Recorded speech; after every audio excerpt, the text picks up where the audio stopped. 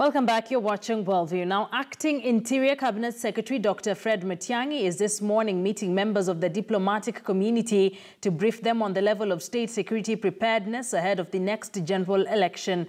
Envoys from all major foreign missions in the country are expected to attend the meeting, which is coming just 12 days to the next general election. Now, our senior reporter, Patrick Amimo, is at the Safari Park Hotel where that particular briefing is taking place and now joins us live with the details. A very good morning to you, Patrick. What are some of the things that will take center stage in this particular briefing? Stand by,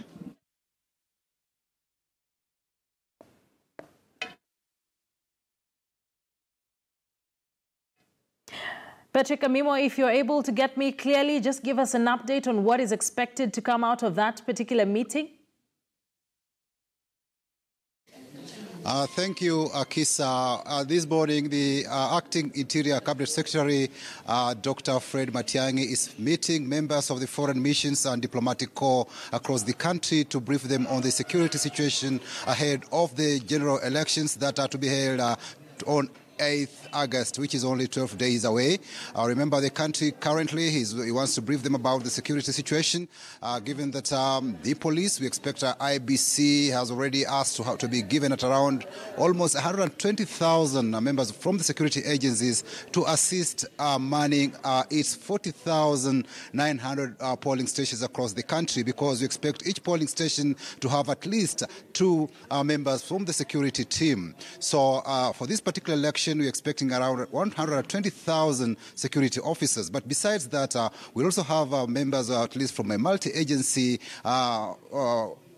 institutions are dealing with security matters to be in charge of the security across the country, looking at how to ensure that there is law and order across the country. Remember, the Ministry of Interior has also isolated 20 counties which are considered to be hotspots with potential for violence. So we've seen these particular counties, the government and the Interior Ministry has deployed, will be deploying police officers, both from the regular administration police and the GSU, to ensure that they are able to respond to any breaches of law and order in those counties. So we see today, we expect Matiang'i will share his it's already a closed-door meeting. It's been ongoing from 8 in the morning. He's been having a closed-door meeting with members of the diplomatic corps to brief them on the state of preparedness.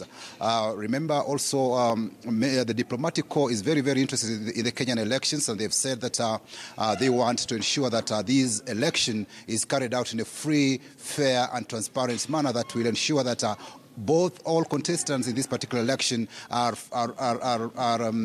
happy with the result, and so ensure that there is peace and tranquility during and after the general election. Akisa?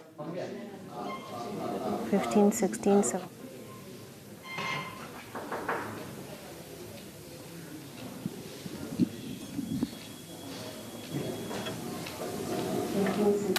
All right, so we have seen Fred Matiang'i, who is the Acting Interior Cabinet Secretary, meet a number of people. He's meet county chiefs, engaging with them on how prepared the country is. But there have also been issues surrounding security during the electioneering period that we've seen the opposition be against. Are we expecting some of these things to be addressed? We saw last week when the opposition National Super Alliance made a claim that the government was planning to use the military to deploy it in at least 6 counties that are perceived to be NASA strongholds, that is Kisii, Kakamega, Migori, Homa Bay, and part of Bungoma counties.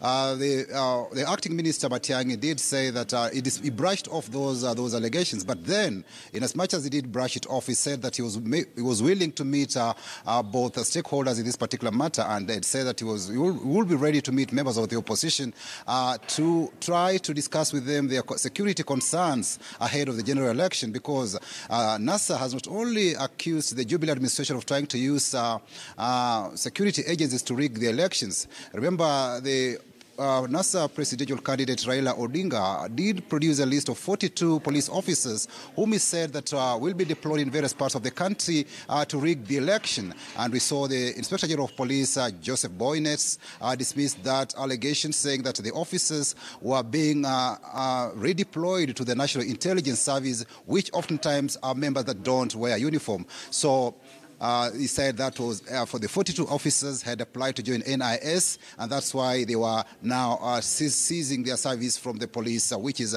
most of the time uniformed. But also we've seen the opposition maintain that the military, a section of the military will be used. Some officers will be deployed to these particular areas perceived to be strongholds of the opposition to disrupt either maybe the process or intimidate its supporters to vote for Jubilee, and or make sure that maybe those NASA supporters don't come out and vote. So this is something that Matiang'i did promise, that he will meet the opposition, and I think it's a matter of urgency that he does so. He lives to his word and ensures that he meets the members of the opposition and assures them on the security arrangements, and so that they are sure that these particular officers are not going out there to maybe intimidate, as they say, but to ensure that they are there to ensure there is law and order. So I think it's up to Matiang'i to ensure that these rumors or air of suspicion is cleared. Akisa?